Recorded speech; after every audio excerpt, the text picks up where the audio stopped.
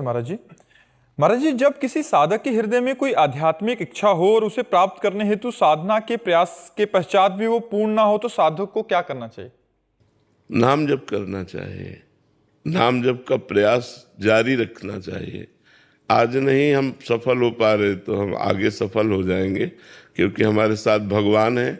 हमारी सफलता निश्चित है, विजय हम निश्चित प्राप्त करेंगे। आज हमसे पूर्ण अभ्यास नहीं हो पा रहा तो कल हम जरूर कर लेंगे। हम ऐसे भावना में रहें, ऐसे विश्वास में रहें और प्रयासरत रहें। कभी निराश नहीं, हताश नहीं, उदास नहीं। ये इस मार्ग में ऐसे नहीं चला जाता कि सफलता नहीं मिली तो निराश हो गए, उदास हो गए, हताश नहीं। अतिशय रगड़ करे जो कोई तो अनल प्रगट चंदन ते होए।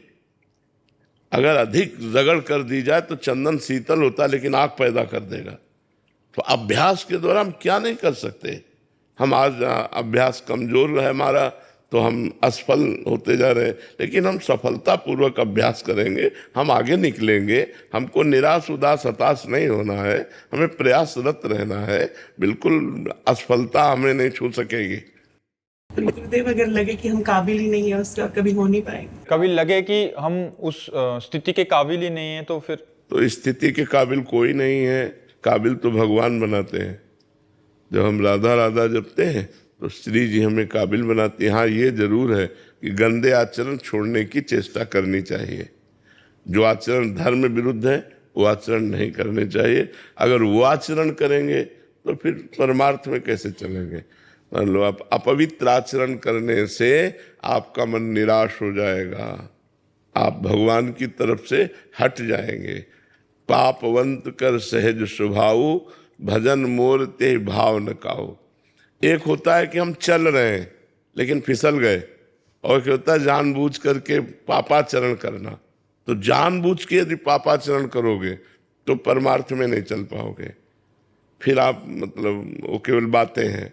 अब हम चल रहे हैं, चलते चलते हमारा गलत संग हुआ, कुछ गलती हो गई, वो क्षमा हो जाएगी, फिर आगे चलो, फिर आगे बढ़ो। लेकिन जानबूझ करके हम करेंगे तो क्षमा नहीं होगा। गलती हो गई तो आगे फिर भगवान चांस देते हैं। सबसे गलती हो जाती है, बड़े बड़ों से गलती हो जाती है। गलती वाला मार्ग है। मान लो काई पे दौड़ना है तो चाहे जितना दौड़ा को फिसलेगा फिसलेगा, क्योंकि फिसलन है तो माया की काई पड़ी हुई है अध्यात्म में, वो फिसलाएगी। लेकिन आपको मजबूत कदम रखना। अगर फिसल गए तो फिर खड़े हुए, फिर मजबूत कदम रखते हुए चले। लेकिन पापाचरण नहीं होना चाहिए। जानबूझ के पापाचरण हो फिर माला चलाओ तो बात नहीं बनेगी। उसे पाखंड कहते हैं, उसे दंभ कहते हैं। उसी को कहते हैं पाखंडी, उसी को दंभ कहते हैं। तो दंभ पाखंड नहीं होना चाहिए। मुकेश जी कनाडा से।